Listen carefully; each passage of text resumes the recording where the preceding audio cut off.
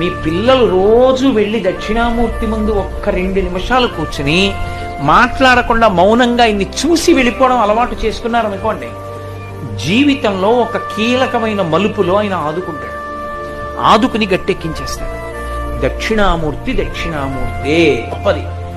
ఆయన దర్శనం చేస్తే సరస్వతీ కటాక్షం దగ్గర నుంచి లేనిదన్నది ఉండదు, ఏదైనా ఇచ్చేస్తాడు ఆయన. అంతటి పరబ్రహ్మం మీకేమివ్వలేదండి. ఇంకా లౌకికమైన కోర్కెల దగ్గర నుంచి మోక్షం వరకు ఇవ్వగలడు. కరతలామలకము, చేతిలో ఉసిరికై. దక్షిణామూర్తి స్తోత్రం చదువుకుంటే గురుగ్రహం శక్తి పొందేస్తుంది. రోజు ఒకసారి దక్షిణామూర్తి స్తోత్రం చదివారనుకోండి చాలు, అంతే. ఆడవనివ్వండి, మగనివ్వండి, పిల్లలవనివ్వండి, ప్రయోజకులు అవుతారు, చక్కగా ఉంటారు. ఏమి పెద్ద ఇబ్బంది పడిపోయి భయంకరమైన స్థితిలోకి వెళ్ళిపోకుండా కాపాడుతుంది దక్షిణామూర్తి.